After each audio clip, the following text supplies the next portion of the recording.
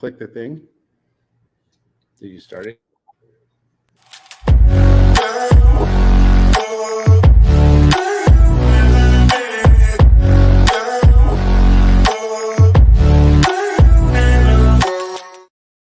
Hello! How is Computers everybody were out there? Welcome to another session of Ergo Talk, where we share work on humans working better with technology and with humans. If we say anything you want someone else to hear, reach out to us. Yeah. And all those other things. So what are we going to talk about today? Well, we could start by just pointing out what professional podcasters we are. We're really, really good at it. I don't know what's going on, but for some reason, StreamYard refuses to actually show my camera. It thinks it has the camera, but then it doesn't work. Anyway, going on. Today, I think we want to talk a little bit about augmented intelligence. We did a bunch of reading. We've been reading some articles about different ways to think about AI, in particular, kind of in relationship to social systems, roles, skill sets, things like that. And I think we wanted to talk about different ways of thinking about how AI might be useful, or how you might engage with AI inside of an organization. And so let's just start with. We can probably go through some definitions, but I think the fastest growing expertise on the planet is people claiming to be experts in AI. And I'm not going to claim to be an expert in AI. I bet I could fake my way through explaining transformers and RAG and all the rest of it better than half these people claiming to be experts. But that being said, because whatever, I can make computers do stuff and I can read papers. But the things I'm interested in, what I think ergonomics' real focus and value added is technology adoption and how people get the most out of the technology investments and the way that changes the way they work, right? And that's what we're all kind of focused on here. So the paper there's a bunch of papers that we've been reading, but the one that really stood out to me is this paper with the title "Learning Task Decomposition to Assist Humans in Competitive Programming." And that kind of kicked off a bunch of thoughts, and we can share the other papers. That is a bunch of Chinese names, and if you know any of those people or any of those people ever hear this and want to reach out to me, do that. But I'm not going to try to pronounce all those names because I'll probably do it very badly. But it was a co-authored between this university in Beijing, a couple of universities in Beijing, and then some people at UC Berkeley. And the idea of the paper, and we have some other things to get to, but so there's a couple. We'll just jump to the conclusion, basically. So you have competitive programming experts and then non-experts, and then they're using AIs. And the conclusion at the end is that the experts using AIs are way better, but the non-experts using AIs can be as good as experts, with the kind of caveat. The punchline is that the key to getting there is this task decomposition. And we had a bunch of other conversations, but I honestly think, and this related to all the work that we focus on, task decomposition and the way that chain together task is key to all these other things that people are talking about with flow engineering and the rest of that. So that's really fascinating to me, that the AIs are only useful to the extent that they can decompose tasks. And then I'd also add, from other places and conversations that we've been having and seeing, is that the AIs, the LLMs, don't just magically get expertise that they weren't trained on, right? So if you're in a domain where there was a lot of training data available, then you get to reap the benefit of that. But if you're trying to explore the edges of where that data is, then sometimes you just fall off the cliff. And then I just wanted to add, so like one of the papers that I really liked that I thought was very insightful is called Ironies of Gen AI, right? And it's about sort of reasons for productivity loss while using Gen AI. And the funny thing about that is it's the same as ironies of automation by and large, right? So it's nothing is really new about Gen AI in that sense, that we automate what's easily automatable, and then sort of forget that the human operator is involved, and then lose productivity on the edges of these tasks and on not thinking about how to design the workflow intelligently. Absolutely. Yeah.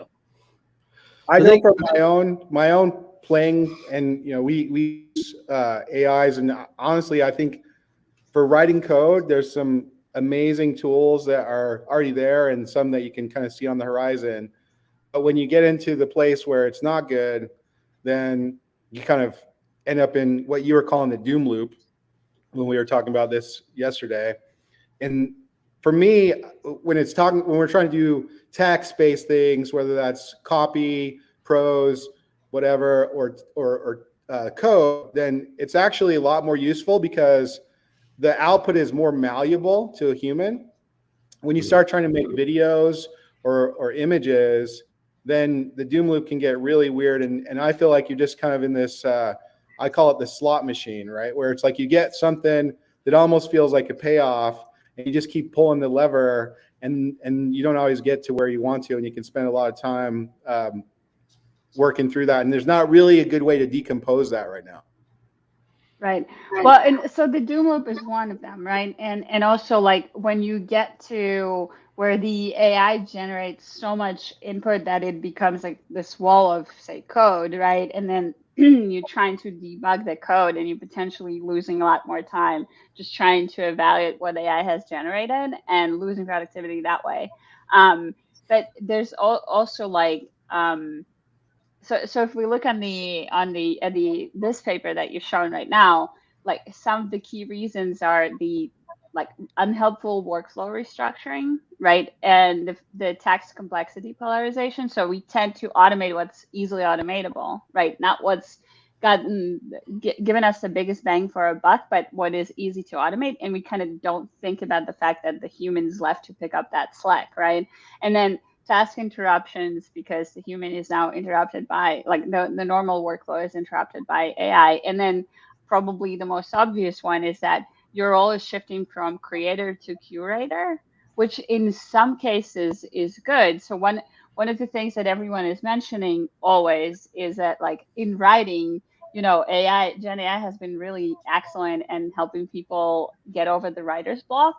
But like this is good in some cases for writing, this is good in some cases for coding, but it can, like, it's not always a good thing, because, like, again, if you're generating an image that is almost right, you can get into that like hell loop of trying to get it a little bit better. And I know I've been there myself, right? So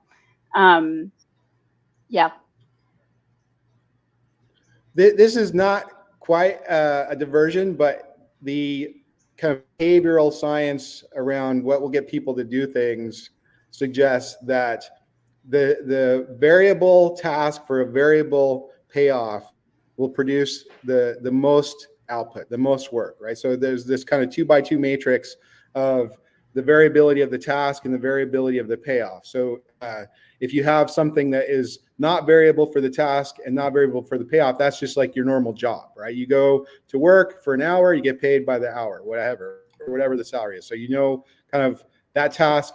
And then in the far end of the spectrum is a variable task for a variable payoff, which is the slot machine, right? And I think that's where you can really fall into this illusion, this delusion that you're being productive because you just keep pulling the arm. And it's a pretty picture, right? And it feels like you did something.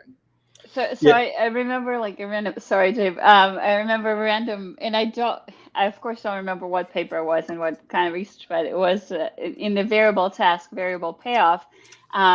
You can very easily to get humans and even animals, for some reason I remember pigeons, to do like random things that they think are affecting the payout, right? So like if you feed a pigeon after they perform a certain dance, you can very easily, in just a couple iterations, get them to do the same dance over and over again in this expectation that you're going to feed them, even though the dance technically had nothing to do with the feeding. So and humans are very much like that. So Here, yeah. blow on these dice for me. Yeah, exactly. You're gonna end up blowing on the dice or whatever it is that, football fans do before the matches or whatever rain calling dance that people do to try to get to where they want to be. Because we're so good at understanding causal relationships. Yeah, so I mean, interesting. So in psychology called variable reinforcement, and it's interesting. So if you are training an animal, for instance, like a dog, and you want to train them to do something, if you reinforce them every single time, you actually deaden the reinforcement. So if you give them a reward every time for doing the thing, they'll produce no novel behavior, and eventually it extinguishes the behavior almost entirely. So it's actually 30% enforcement that causes the animals to be most engaged, because they're trying to figure out, why did you give me the treat this time? So what the AI is basically doing to the humans is giving them variable reinforcement. About 30% of the time, I'm going to produce something that's interesting, which is going to make you wonder, why did this particular instance produce something interesting? So I'm going to keep pulling the slot machine lever, because occasionally I get rewarded, but I don't get rewarded every time. So there's something interesting about what's happening. Roll the bones. It's an inherent slot machine, and it's not like necessarily designed that way, but the structure of the technology itself reinforces the loophole in humans that creates this behavior. So let's come off the doom loop and go back to where it's actually showing productivity or improved capabilities.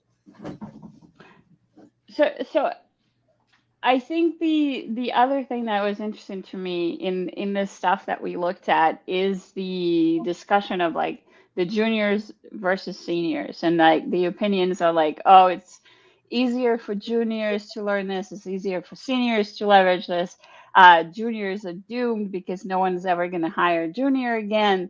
That kind of stuff. And I have my own opinions. Of course, each one of us has a crystal ball that may or may not predict the correct outcomes. But I think it's kind of naive to think that like seniors is somehow better at evaluating. Like, yes, they are, but like you can teach a new dog new tricks faster than you can teach an old dog new tricks. So, what do you guys think?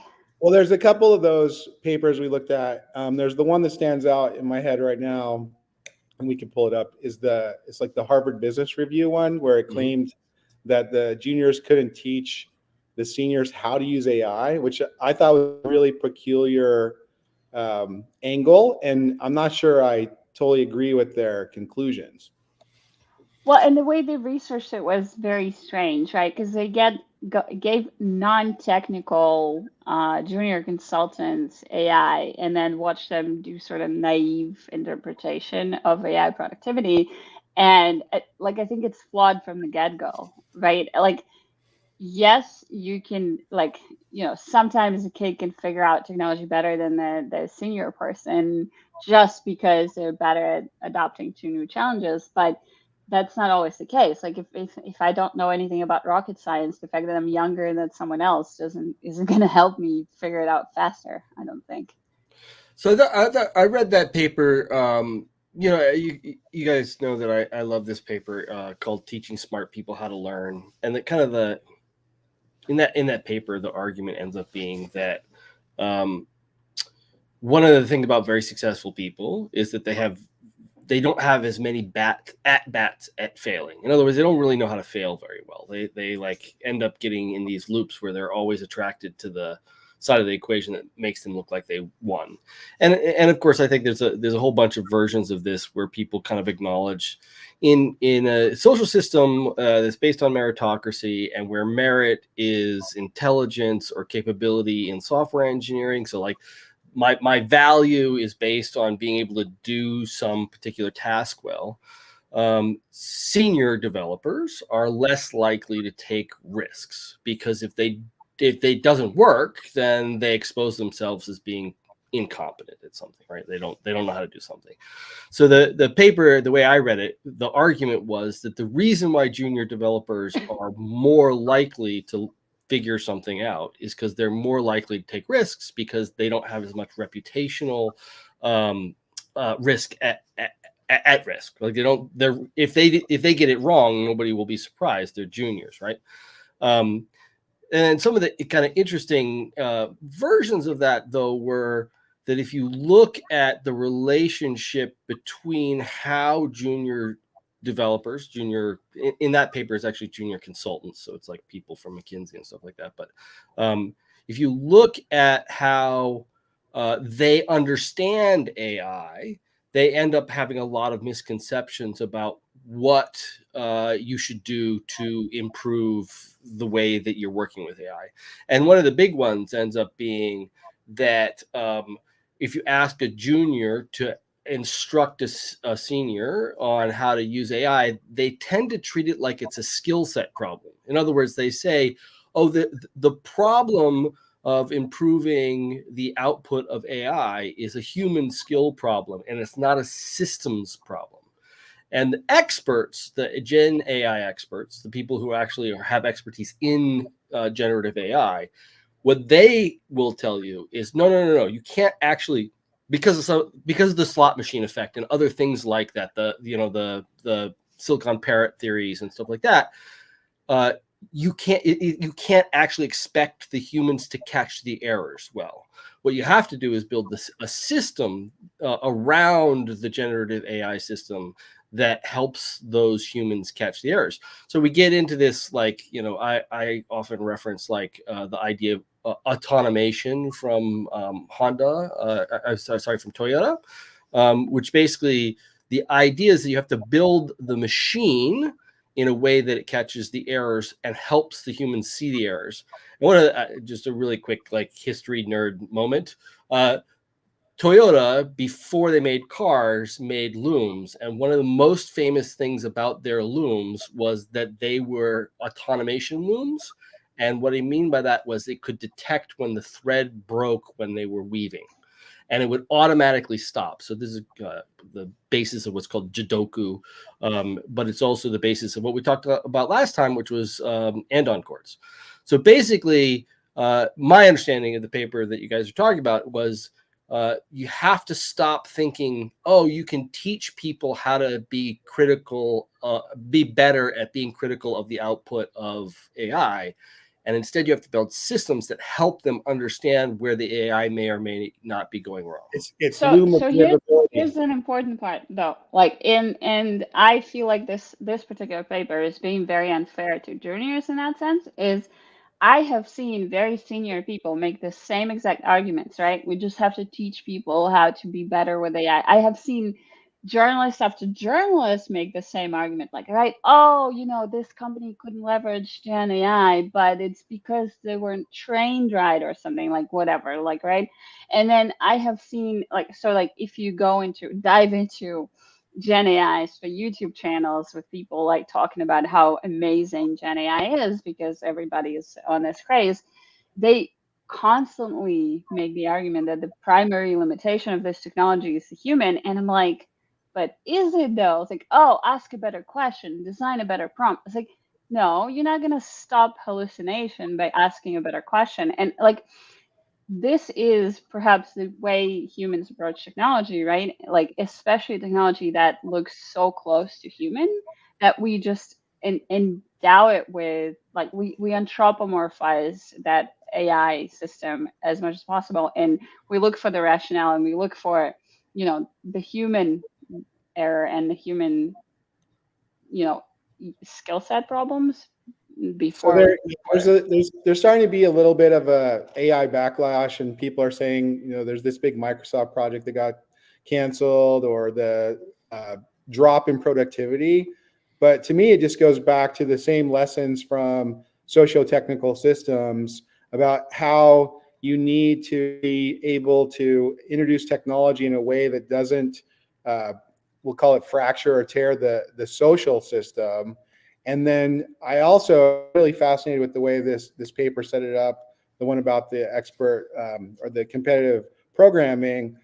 I just think you need to get to the decomposition of tasks in a way that allows you to put into the thing all those things you're just saying, Sasha, right? So if you try to do these big chunky things, and if you could just go back to kind of manufacturing and theory of constraints ideas, then flow, whatever, Little's law, however you want to think about this kind of queuing theory problem. If you have a bunch of stuff that goes into a system that's all different shapes and sizes, you get these behaviors in your queues, where if you can get to a more decomposed, more predictable shape and size of what goes through your queues, you eliminate almost all your flow problems.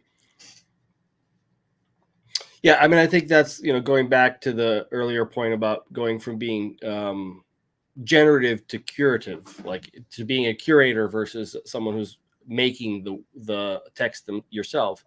The trick ends up being there that you have to optimize the system to allow the humans to curate better, right? So like traditional systems, the way we've been building software systems for a long time, the way we're building other systems, we're optimizing the system to allow people to author things better, right? So you think about your GUIs and your all your different kind of coding environments, things like that. But the argument I think from socio-technical systems theory in relationship to a generative thing is, okay, no, what we need to do is make sure that what is produced can be curated, it can be critiqued well. And so again, there's these two different angles to looking at that. One is from the paper we discussed earlier, which is, can you make a system that curates things, or at least points out potential errors in things? So this is another kind of very traditional way of doing engineering, 3-wire and 2-wire systems. In other words, you have multiple systems generate output, and then you compare the output in order to determine what the significant differences between the output are, and you point those out to the humans. Like, this system says X and this system says Y.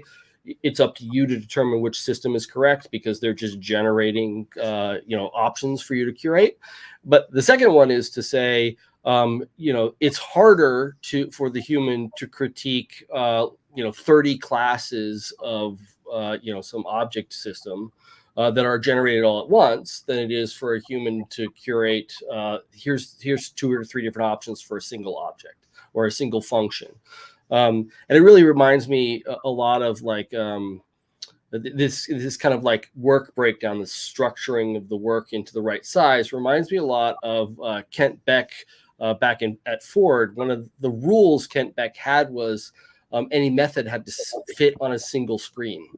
And so the idea was that as a software engineer, you'd have to be able to see the entire method on the screen at once. So you'd have to be able to see the whole thing. And it has 2 effects. One, of course, is it makes the code more modular, because you have to break the code down in order to make the methods fit. But 2, each method is simple enough to read and understand and kind of fit cognitively into your head well. And so like in some parts of the communities that we talk to, that would be called reducing or managing cognitive load. And my preference, of course, would be to say it's more about what's called cognitive engineering. So it's engineering a system to produce things that are cognitively tractable.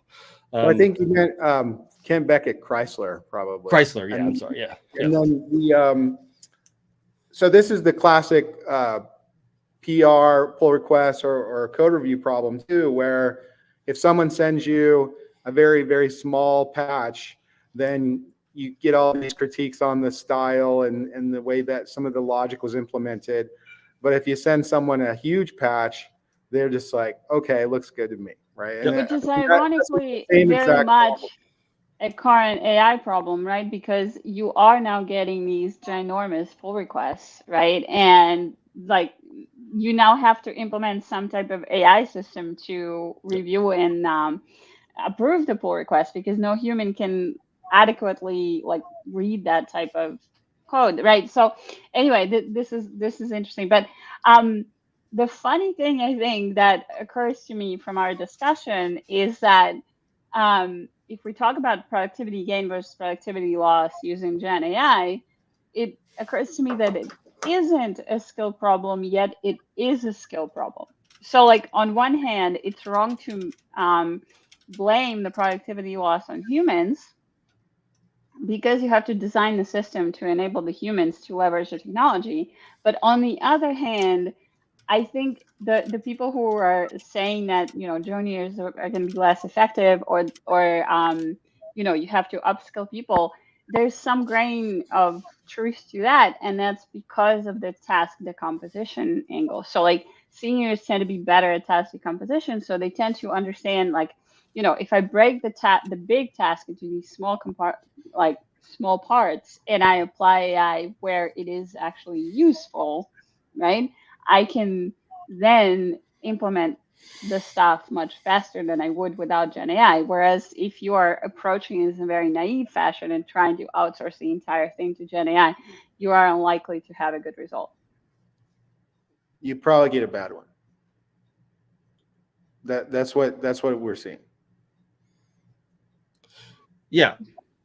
So like, I'll link this into it, like another set of thoughts that we talk about sometimes. So one of those ways to think about this is just that it's the classic,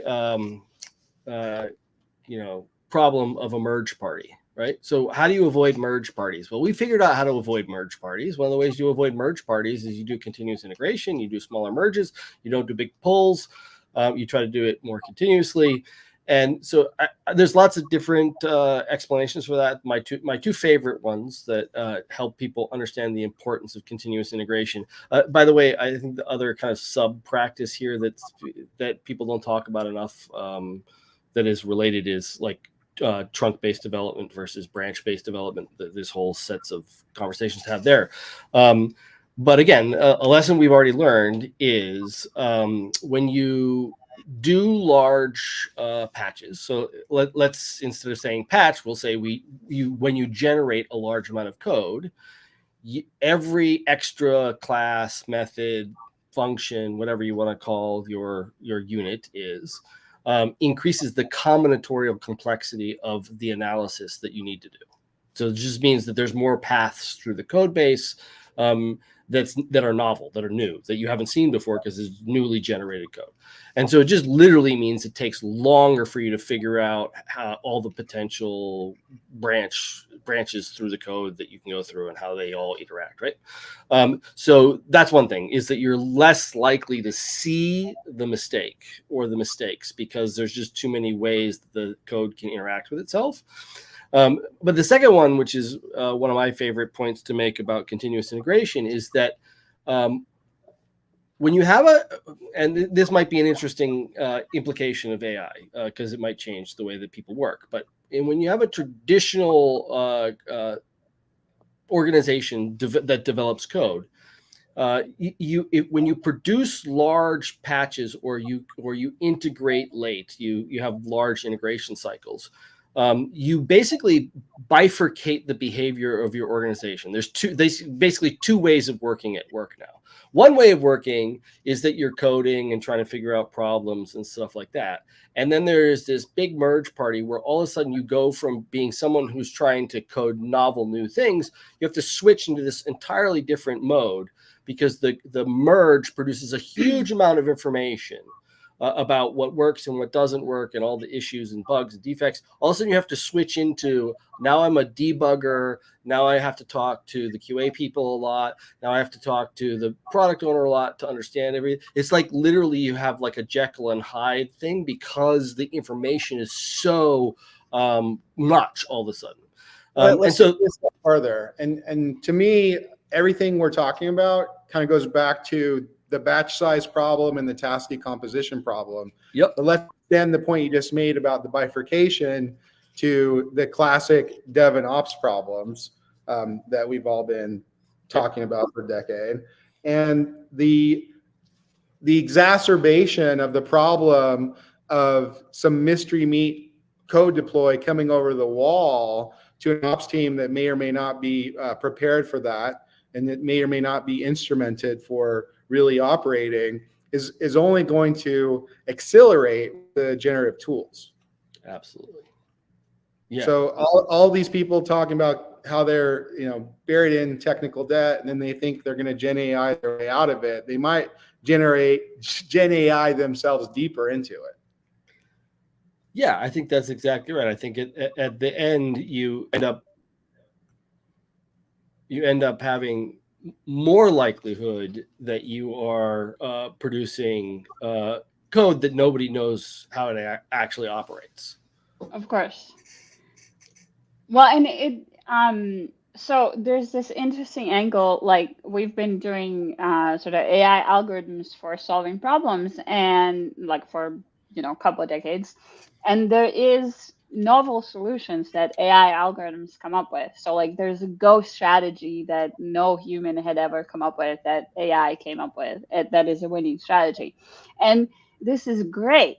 But if we're writing code and we're creating big systems using AI, that we will inevitably have new modes of failure that someone has to operate and someone has to debug. And it, like, again, this is fine too, because in the end, I do believe that like everything that like a system as it functions is below the line. Like even if it's generated by humans, after 10 years, you don't freaking know what's in there and how it operates. And even tomorrow, after I myself wrote code, it might have some undesired effects that I didn't foresee, right? But we are increasing that effect by using tools that are inventive in different ways than we are. So I want to respond to this comment that John just posted. And so he says, I'm not sure the assumption that AI code assist creates large code changes. And that is not the point that I'm trying to make. I don't think that it presumes that there'll be large code changes, but it does enable it, right? And this is So it's actually not just an assumption. I've seen a couple people look at actual data, people that sell tools, and the actual data shows that the PRs of coders who use GitHub Copilot or similar tools are much larger than the ones who don't. Right. The data is there. So it's not that you have to do it. It's not a presumption that it's going to make. It's just in practice. That's what we're starting to see in the wild.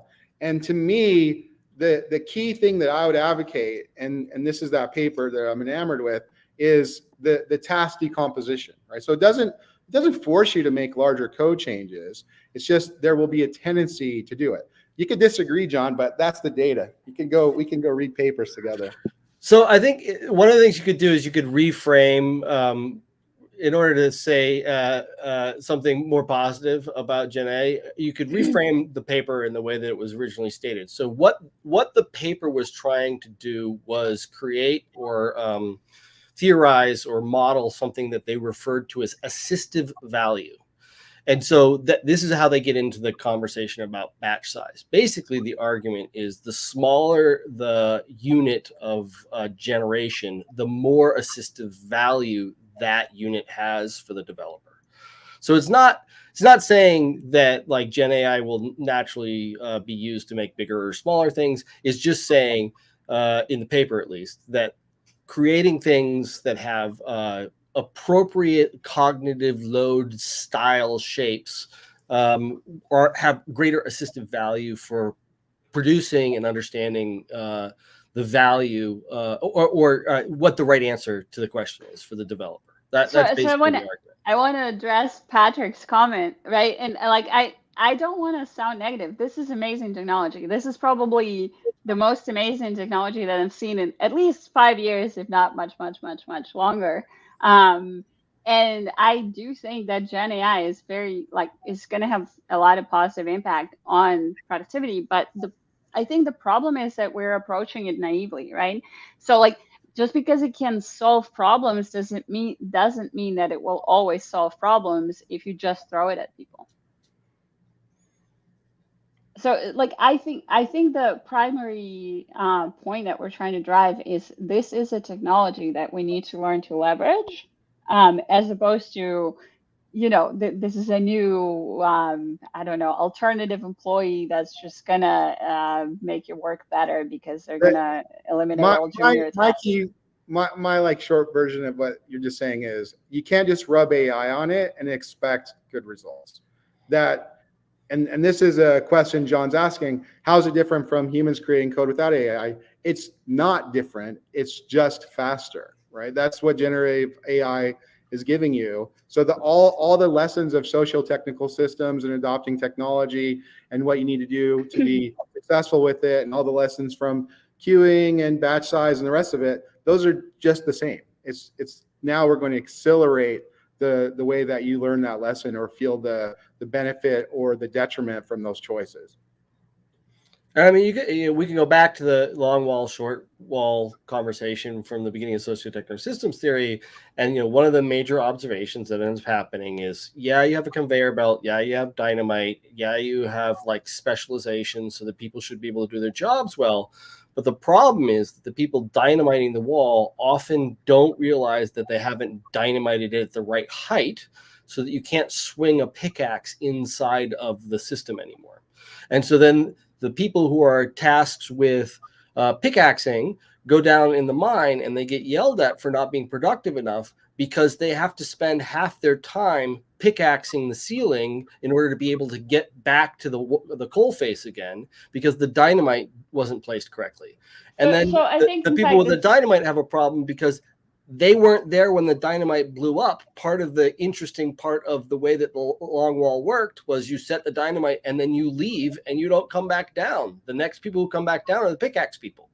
So this is kind of like how do we be more careful about observing the way in which automation sub-optimizes the system, even though it would appear naively that it's obviously true that dynamiting the wall is faster than pickaxing it. It's obviously true that using a conveyor belt is faster than using baskets and carts. Like, how do we help people to see that there are challenges involved with adoption of AI? The pickaxe productivity example is very similar to blaming ops for outages.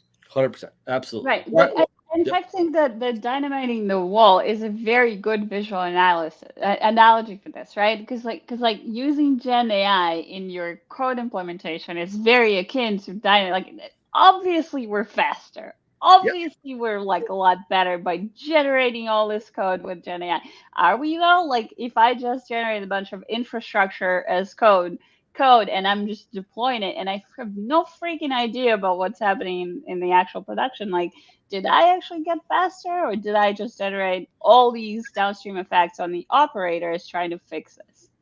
I'll just throw a little provocation in there and see what we get out of it.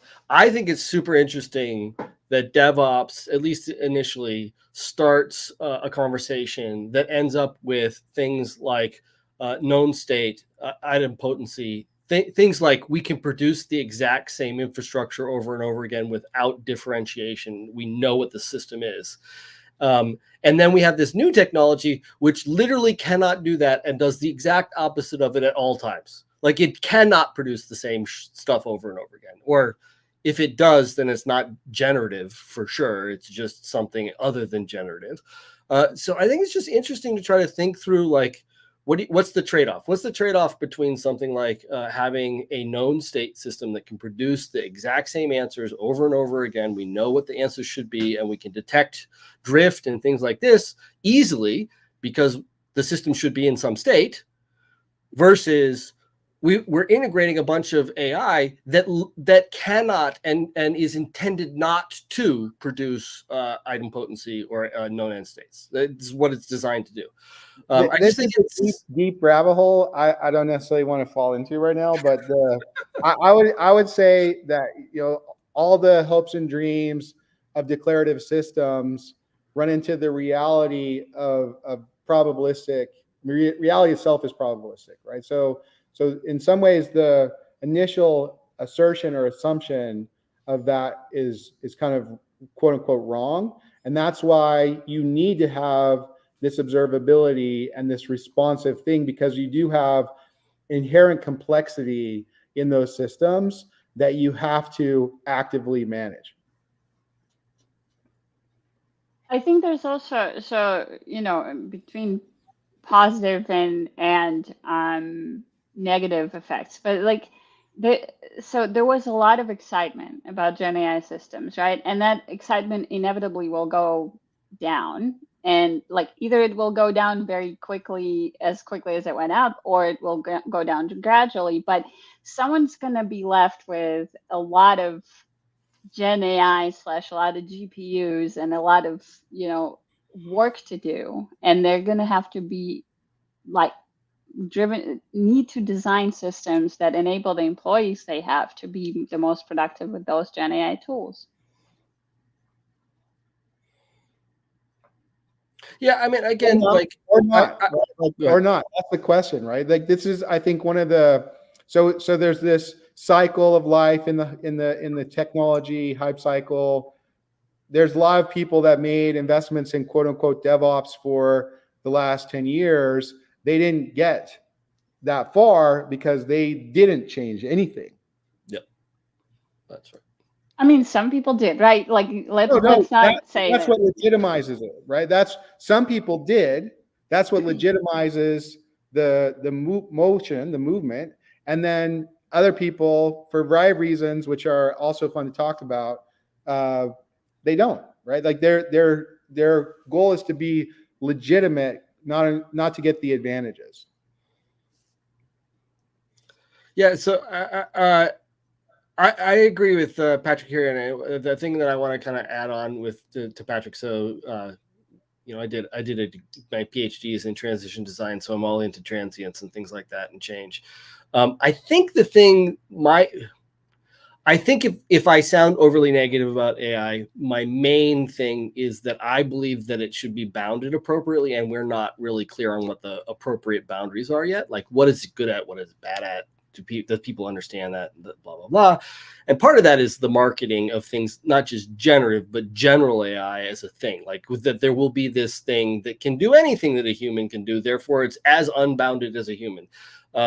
And like, I don't think anybody believes that exists right now, but there's lots of people who insist that it should exist. And there's a lot of marketing trying to do that.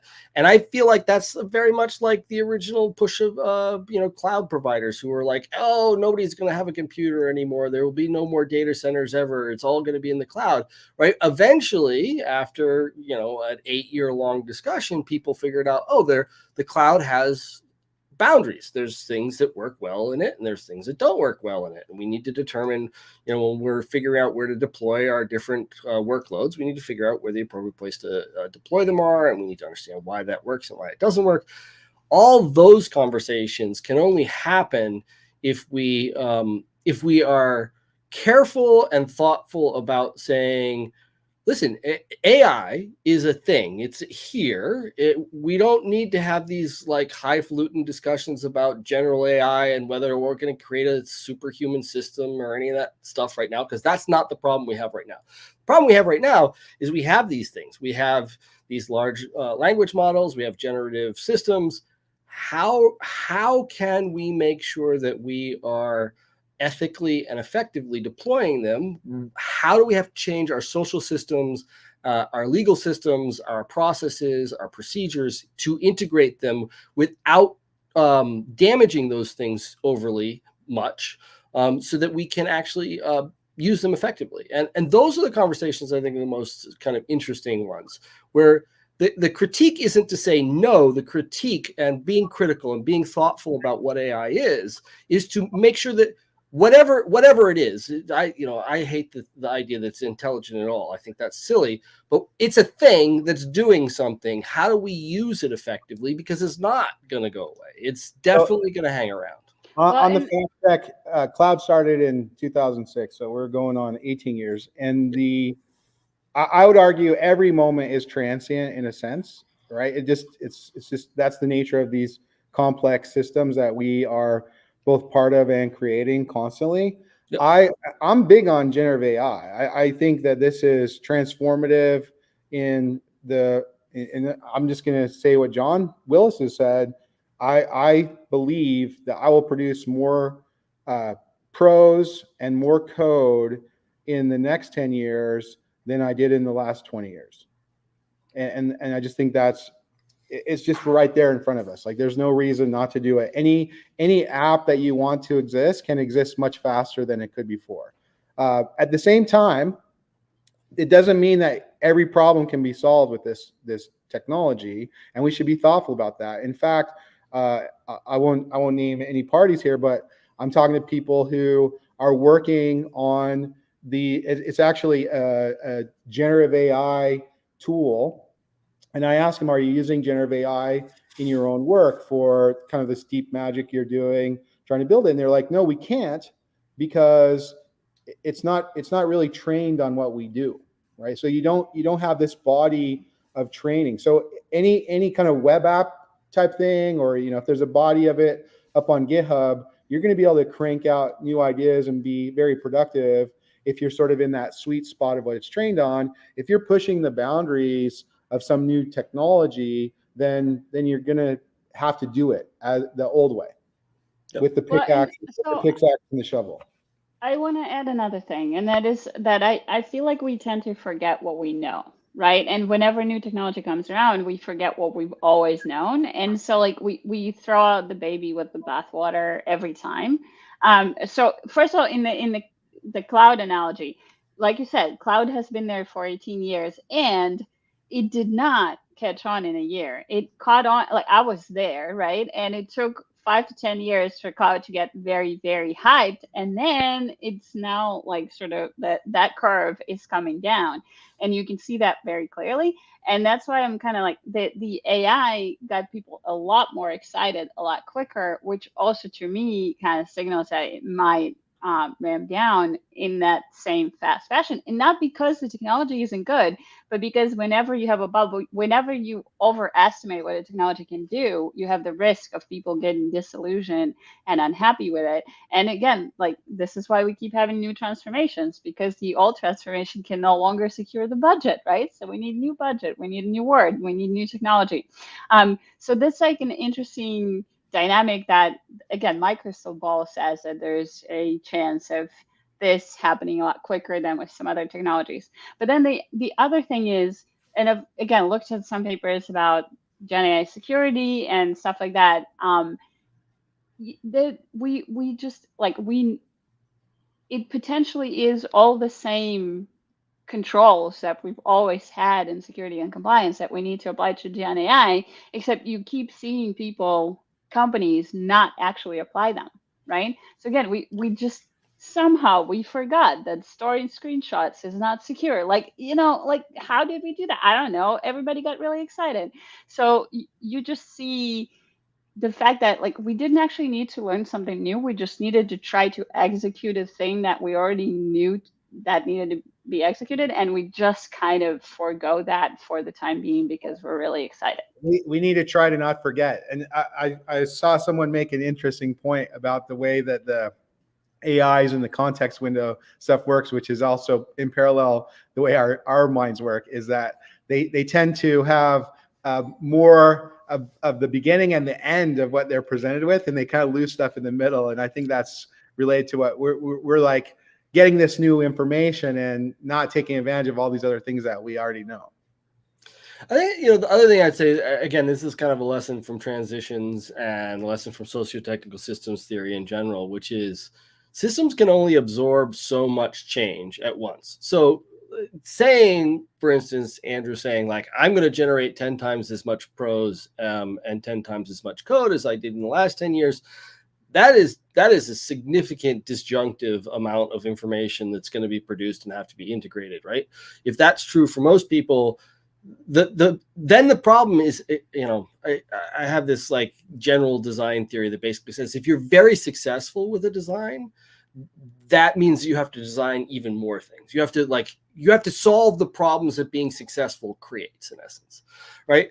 And so, for instance, like, but also to writing 10 times as much prose and putting 10 times as many ideas into the world is going to just, screw up a whole bunch of stuff, clearly.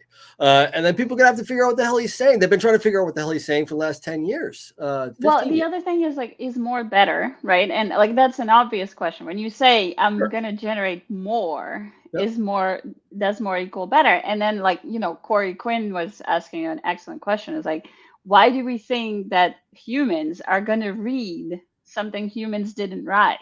Like, I mean, like it's just the nature of things. So like, yes, if you're thinking of this as like the most productive of us can become even more productive, that's great. And if you think of like the consumers are going to remain consumers and they're just going to have more stuff, like the productivity gains are going to realize that is potentially all true. But there's also the risk of like we just generate more stuff with not more actual positive outcomes.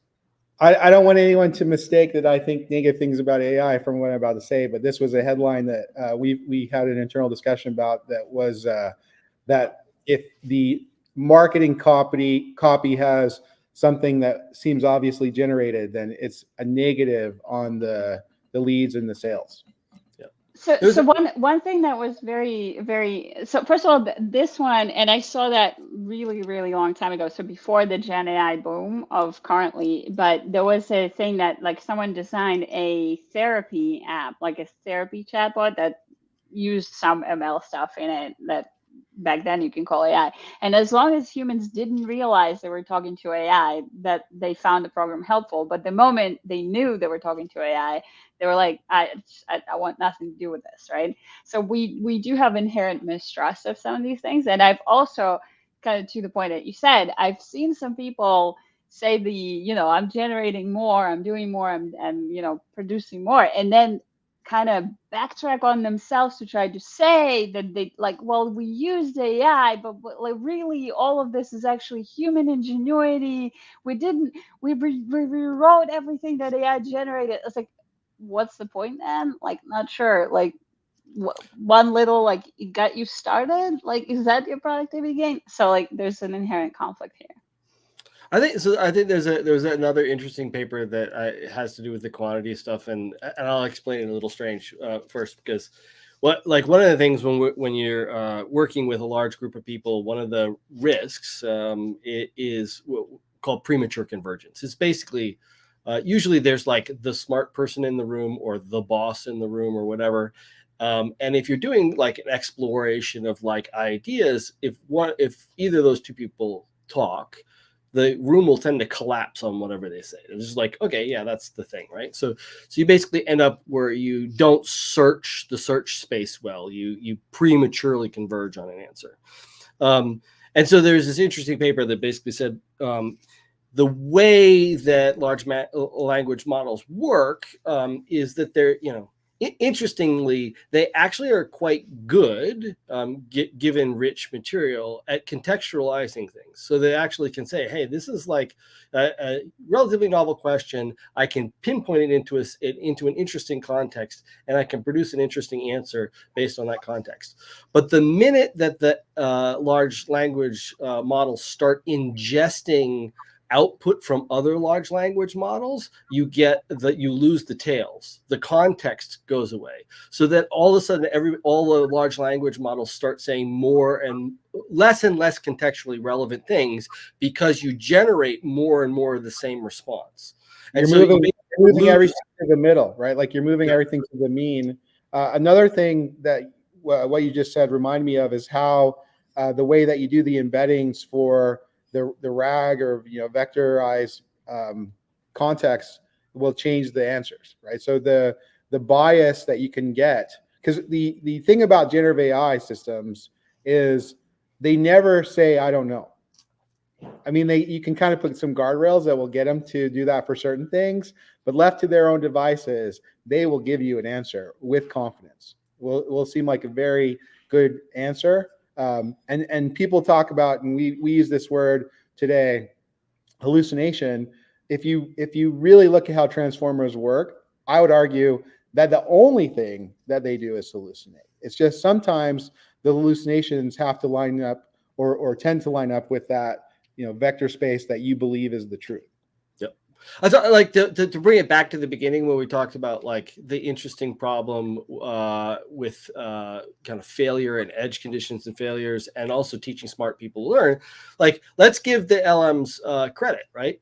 Let's say, hey, why are they so confident? Well, the text that they're ingesting, 99.9% of the text that they're ingesting is written in confident ways. People write down what they know. They don't write down their mistakes. They don't write down their errors. You can look at edge cases like FailCon and other places where people try to describe what the mistakes they make are. But this is endemic in the scientific community as well, right? Like the problem with the scientific community is you only publish successful results. There's no place to put your failed results. There's no place to put a collection of things that says this doesn't work, right? And so if the LMs are just always ingesting positive signal, how would they even begin to know if they know anything? But what parroting would they do of I don't know? Like how much I don't know text is there on the internet? There's just not a lot. And so I think that's just a separate problem of trying to figure that out. And it's not necessarily one specific to LMs. Again, it's something that humans don't do particularly well either. They're not good at recognizing their mistakes. They're not good at learning from the mistakes. They tend to avoid. That's us. That would be us. That's right. Exactly right. Yep.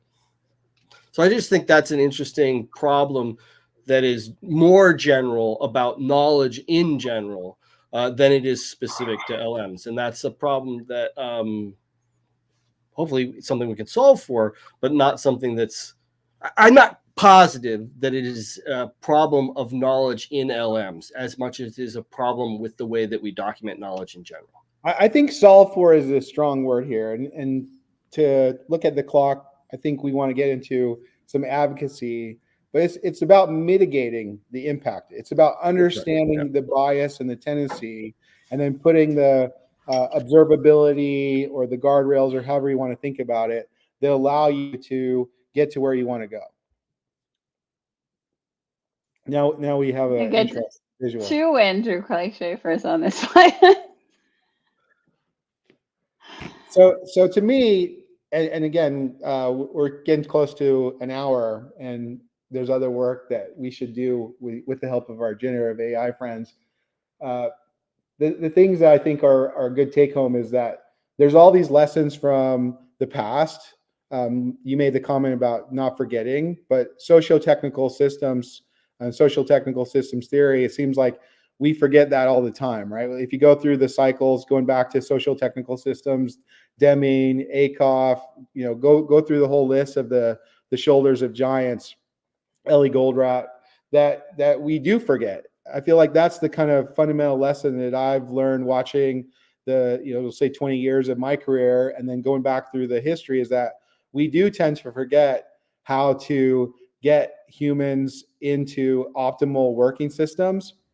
And then my new fascination with the language from that paper about the competitive programming is I feel like it's a task decomposition problem. And this is a task decomposition problem in time and space. And that if you can get the right flow or think about the flow more objectively, then you can start to get improved systems, because that will give you the obvious places for this observability and the kind of the checks and balance on the system to optimize in the results you're trying to get to. Yeah, I mean, I think we're doing closing thoughts. My closing thought is, so there's the paper where we talk about, again, juniors can teach seniors because juniors can make mistakes that seniors can't make because of social systems, blah, blah, blah. I think one of the more interesting things to try to convince people of would be, who can make lots of mistakes? The AIs, because the AIs have no social capital. They don't have stake, right? They're just like, they don't care if people think they're right or wrong. They give 0 Fs. They have run out of their F harvests, so they can't have any left to give. So the interesting thing would be to kind of invert one of my bigger concerns is invert the natural tendencies of people to think, oh, it isn't somehow an automated system, so by definition it must generally be correct. And instead say, hey, no, that's a thing that makes lots of mistakes all the time.